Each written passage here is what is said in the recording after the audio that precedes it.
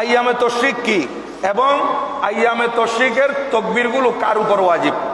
আইয়ামে তশরিক হচ্ছে মূলত 3 দিন, জিলহজ চাঁদের 11, 12, 13 তারিখ।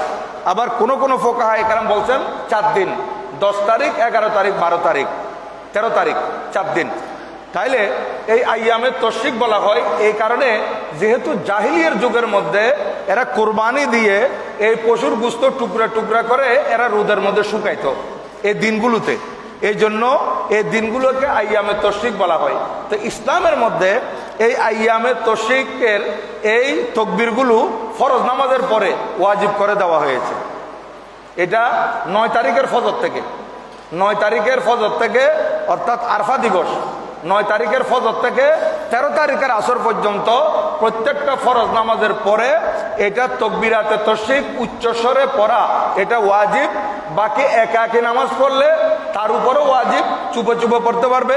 আর মহিলারা ঘরের মধ্যে নামাজ পড়লে তারও চুপে চুপে ফরজ নামাজের পরে তকবির পড়বে। এই তকবির নারী পুরুষ জমাতে পড়ুক, একা পড়ুক, কিংবা সফরে থাকুক, একামতে থাকুক, সব সময় এই তকবিরাতে তশরিক এগুলো হচ্ছে ওয়াজিব, এগুলো আদায় করতে হবে।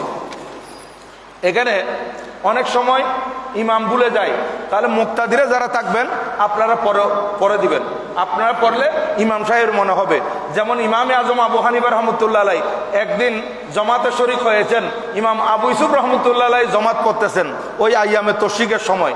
দেখা গেল ইমাম আবু ইউসুফ রহমতুল্লাহ আলাই সালাম ফিরানোর পর ওই তকবিরাতে তশরিক বলেন নাই, মুক্তাদি ছিলেন ইমামে আজম রহমতুল্লাহ আলাই, উনি বড় করে পড়া আরম্ভ করছেন, তখন সবাই পড়া আরম্ভ করছে। হ্যাঁ, এইভাবে আপনারা এগুলো পড়বেন।